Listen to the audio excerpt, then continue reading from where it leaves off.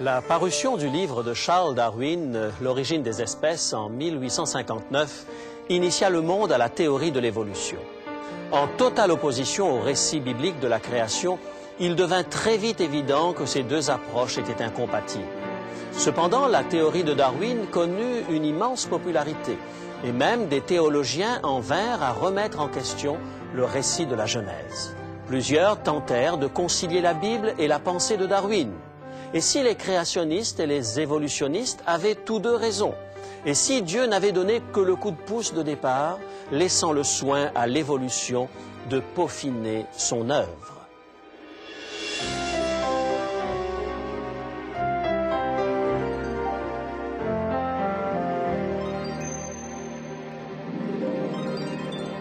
Il est écrit, je suis José Élisée, et je vous propose la solution à vos besoins les plus profonds, le Christ vivant.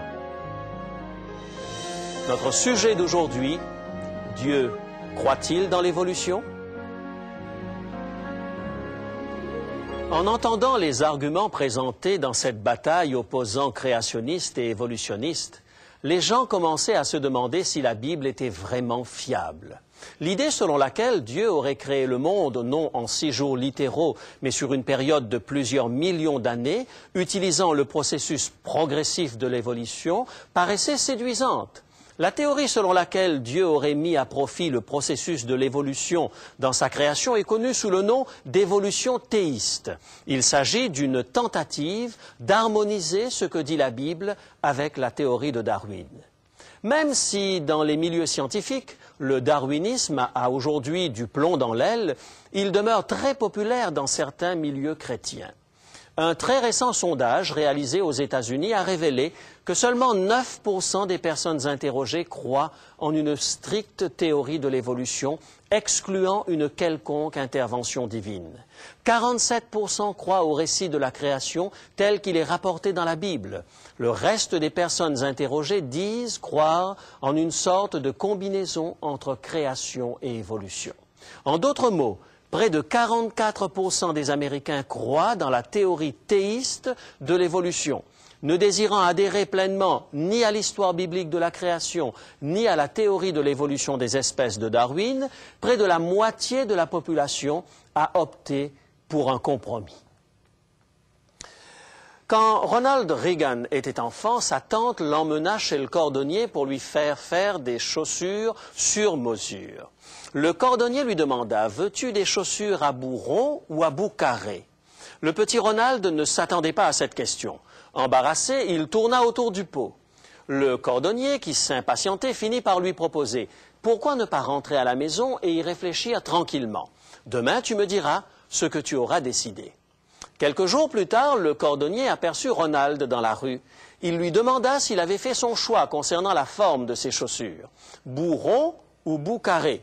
« Je n'ai pas encore choisi, répondit-il. »« Très bien, répondit le cordonnier, viens me voir demain, tes chaussures seront prêtes. » Ronald fut soulagé de ne pas avoir à prendre une décision. Le lendemain matin, il se rendit au magasin pour prendre ses chaussures. Une chaussure avait un bout rond et l'autre un bout carré. Devant son indécision, quelqu'un d'autre avait décidé pour lui. Le malheureux Ronald avait l'air d'un clown avec ses chaussures. Cette mésaventure lui apprit, dit-il, qu'on doit être capable de prendre des décisions. En considérant la théorie théiste de l'évolution, on est en droit de se demander s'il n'en va pas de même. Il semble que certaines personnes ne soient pas capables de choisir entre Darwin et la Genèse. Alors ils choisissent une croyance à mi-chemin entre les deux. Le problème avec une telle approche, c'est qu'il est très difficile de concilier ce qu'affirme la Bible avec ce que dit Darwin.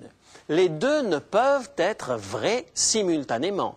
Le darwinisme n'a pas besoin d'un Dieu créateur et l'histoire biblique de la création n'a pas besoin d'un processus évolutif. Julian Huxley, évolutionniste très en vue, exprime dans son livre « L'évolution après Darwin » que le modèle de pensée évolutionniste ne laisse pas de place au surnaturel. La Terre n'a pas été créée, elle évolue, de même que les plantes, les animaux qui l'habitent, jusqu'aux êtres humains. En d'autres termes, si on accepte la théorie de l'évolution, on ne peut pas croire au récit de la Genèse. Dans son autobiographie, Charles Darwin admet ouvertement que la théorie de l'évolution est en contradiction flagrante avec ce que dit la Bible. De son côté, la Bible énonce très clairement que la vie n'est pas issue d'un processus évolutif, mais a été précisément créée par Dieu. Lisons ensemble le psaume 33, les versets 6 et 9. Psaume 33, les versets 6 et 9. Les cieux ont été faits par la parole de Dieu, et toute leur armée par le souffle de sa bouche. Car il dit et la chose arrive, il ordonne et elle existe. Dieu n'a pas lancé le mouvement pour ensuite s'asseoir et voir ce qui allait se produire.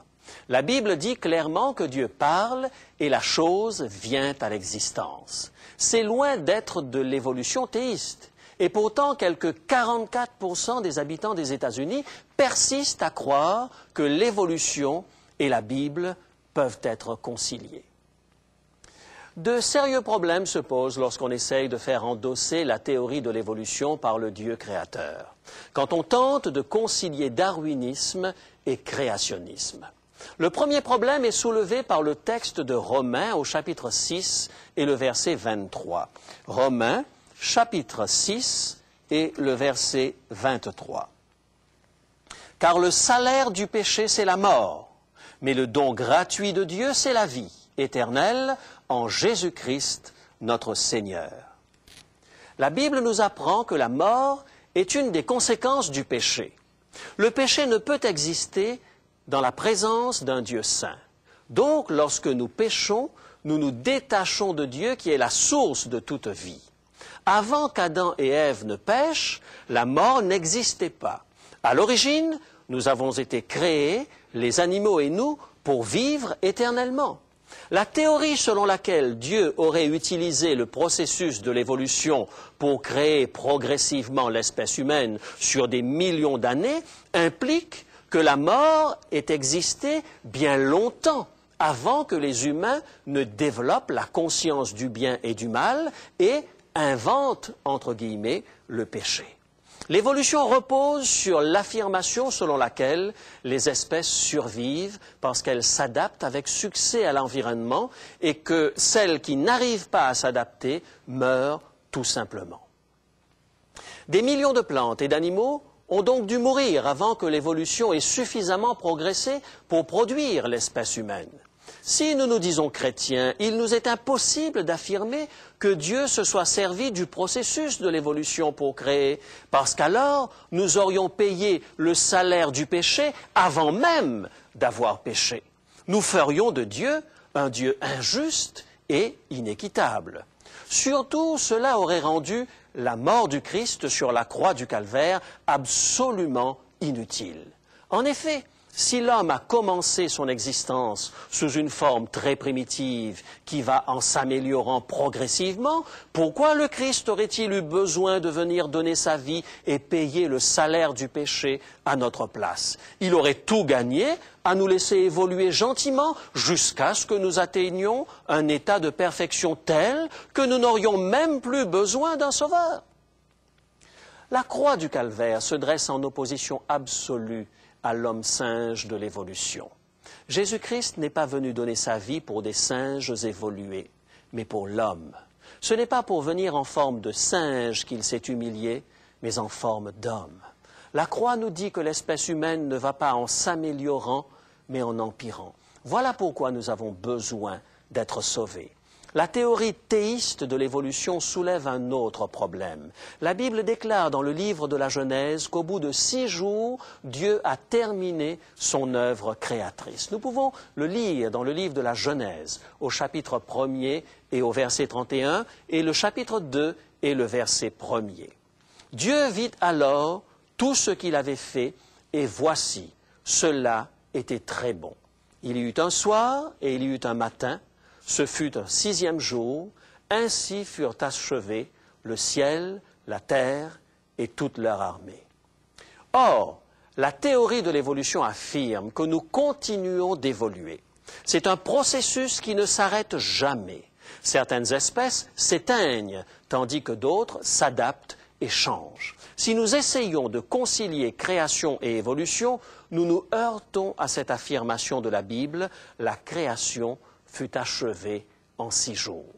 Les deux options ne peuvent être vraies en même temps, et les chrétiens doivent choisir entre les chaussures à bout rond et les chaussures à bout carré. Décider une fois pour toutes si Dieu dit la vérité ou non.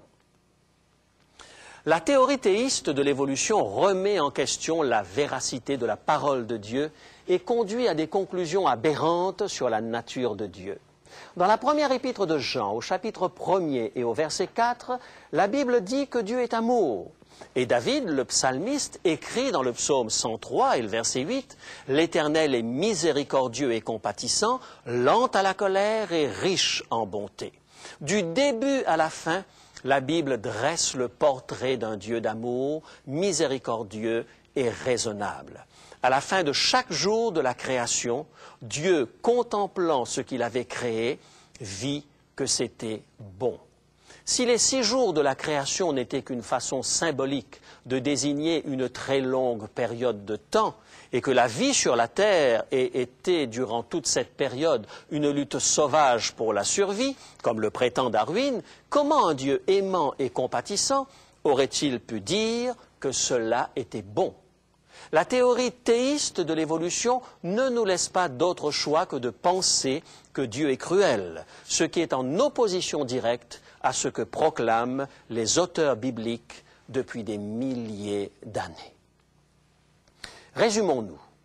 Un Dieu parfait n'aurait pas créé un monde plein d'imperfections devant être corrigé par le processus de l'évolution sur des millions d'années. La Bible affirme que le monde fut créé parfait, tandis que l'évolution théiste déclare que la création a commencé avec des imperfections et la mort. Il nous faut choisir entre ces deux thèses, en tenant compte du fait que seule une création parfaite peut s'accorder avec un Dieu parfait. Il est très difficile de réconcilier la théorie de l'évolution et la déclaration biblique. Croire à l'évolution théiste, c'est faire bien peu de cas des déclarations de Jésus lui-même. N'affirme-t-il pas dans l'évangile de Marc, au chapitre 10, les versets 6 et 7, et nous pouvons lire ce texte, Marc, chapitre 10, les versets 6 et 7.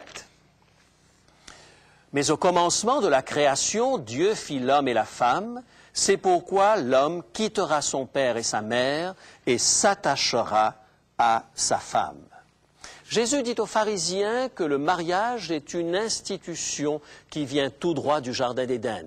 Et il ne donne pas la moindre impression que l'histoire de la création aurait pu être un mythe. Il ne dit pas que l'homme et la femme évoluèrent lentement. Il dit qu'ils furent créés. Et si quelqu'un était bien placé pour savoir ce qui s'est produit à la création, c'est bien Jésus. Car Jésus est avec le Père co-créateur. Parlant de Jésus, l'Épître aux Colossiens dit, au premier chapitre, les versets 16 et 17, les paroles qui suivent, Colossiens, chapitre 1er, versets 16 et 17, « Car en lui ont été créées toutes les choses qui sont dans les cieux et sur la terre, les visibles et les invisibles, trône, dignité, domination, autorité. Tout a été créé par lui et pour lui. Il est avant toute chose et toute chose subsiste en lui. » Tout au long de son ministère terrestre, Jésus cite l'Ancien Testament comme une réalité. Il adhère fermement à ce que dit l'Ancien Testament et affirme que l'Écriture sainte ne peut être changée. Au désert, il cite la Bible pour répondre aux tentateurs. Dans le temple, il cite la Bible pour remettre les changeurs de monnaie sur le droit chemin. 24 fois dans les 4 évangiles, Jésus prononce la phrase suivante « Il est écrit » et cite un texte de l'Ancien Testament. Il ne nous laisse jamais le moindre doute sur la véracité de ce que dit la Bible et cette même Bible déclare que Dieu créa le monde en 6 jours. De la même manière, le récit du déluge nous est rapporté. Le déluge nous est rapporté comme un cataclysme universel dans lequel beaucoup de végétaux, d'animaux et d'êtres humains sont morts. Si ceux qui se disent chrétiens choisissaient de prêter foi aux déclarations bibliques, une interprétation tout autre des données fossiles et géologiques pourrait voir le jour.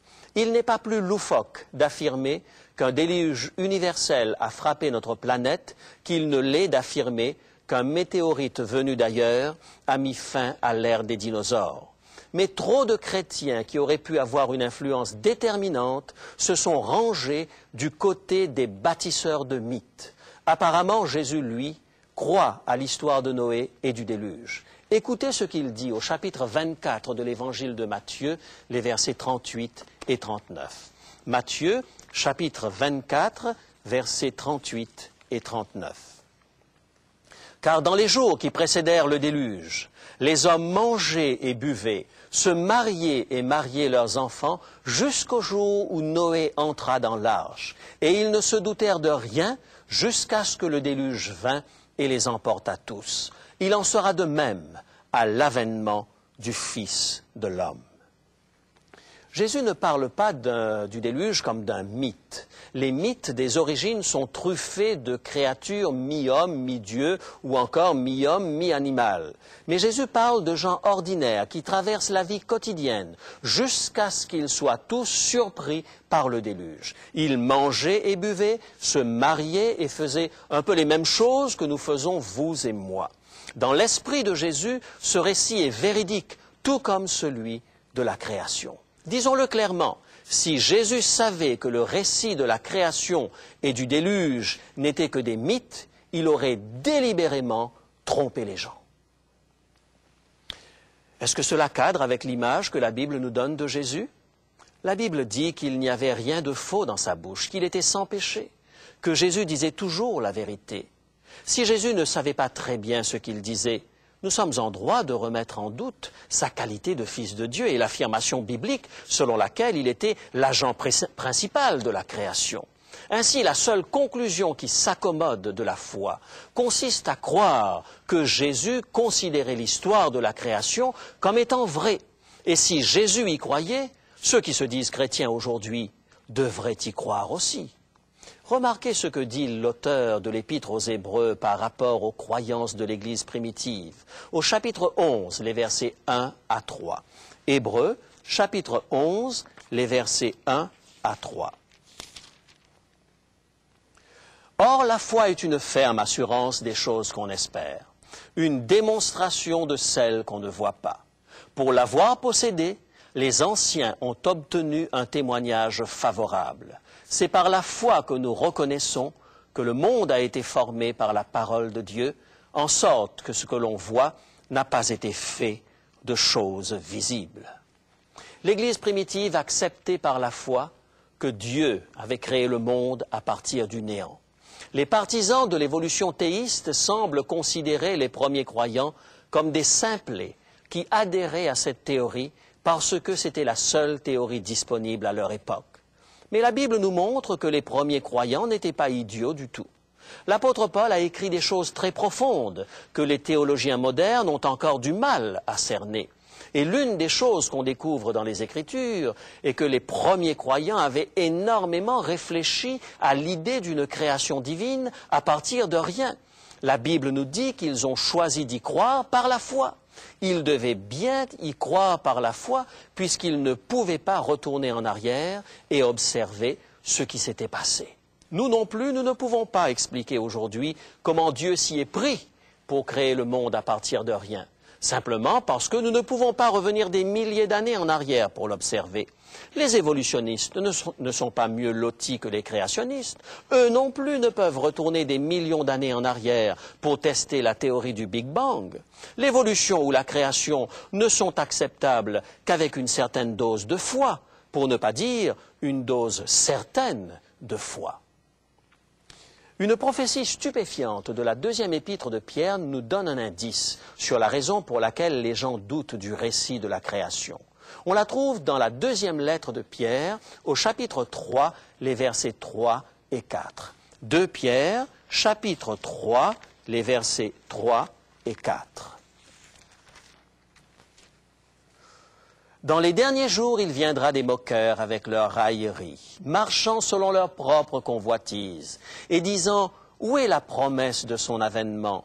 Car depuis que les pères sont morts, tout demeure comme dès le commencement de la création. » La Bible dit que dans les derniers temps de l'histoire de la terre, il y aura des gens qui remettront en question le retour de Jésus, affirmant que le monde va continuer de tourner comme il l'a toujours fait et qu'il n'y aura aucune raison de s'alarmer.